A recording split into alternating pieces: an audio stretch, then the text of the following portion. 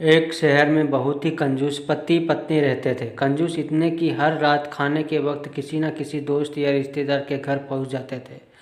औपचारिकता दिखाते हुए पूछे जाने पर कि क्या वह दोनों भोजन करेंगे तो झट से उनके साथ खाने पर बैठ जाते। अपनी छुट्टियां मनाने कभी एक तो कभी दूसरे के घर डेरा डाल देते और खूब मस्ती करते।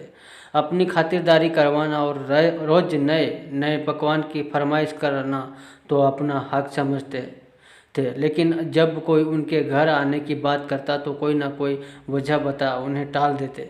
एक दिन उनकी बुआ और उनका परिवार बिना बताए उनके घर पहुंच गया। काफ़ी देर तक गप्पे मारने के बाद कंजूस पति पत्नी को लगा कि अब तो रात का खाना खिलाना ही पड़ेगा, मगर उनका कंजूस मन उन्हें खर्चा करने से रोक रहा था।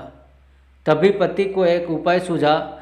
बुआ की तरफ देख पत्नी से बोला, आज बुआ बहुत दिनों बाद घर आई है, तुम जल्दी से और कुछ नहीं तो दाल चावल और साथ में मटर पनीर बना लो। मटर पनीर का नाम सुनते ही पत्नी परेशान, जब देखो मुंह उठा ले चले आते हैं। अब मटर पनीर पर इतना खर्चा करो, मन ही मन बड़बड़ाती हुई पत्नी जी रसोई में जा घुसी। पीछे पीछे पति महोदय भी पहुंच गए और अपनी योजना सुनाने लगे। देखो, तुम सिर्फ दाल चावल बना लो, लेकिन इन्हें ऐसा लगना चाहिए जैसे हम उन्हें मटर पनीर खिलाना चाहते हैं। पत्नी की समझ में नहीं आया तो पूछा, यह कैसा होगा कि हम परोसे तो दाल चावल पर उन्हें लगे कि हम उन्हें मटर पनीर खिलाना चाहते हैं। तो पति ने अपनी योजना बताई, ऐसा करना कि रसोई में जाकर दाल चावल बना लो, जब तैयार हो जाए तो मुझे आवाज़ लगाना कि खाना तैयार है, आप टेबल पर पहले प्लेट लगा लो। पत्नी ध्यान से सारी बातें सुनती योजना बताई, जब मैं प्लेट लगा चुका रहूँगा तो तुम एक खाली कढ़ाई किचन के फर्श पर गिरा देना।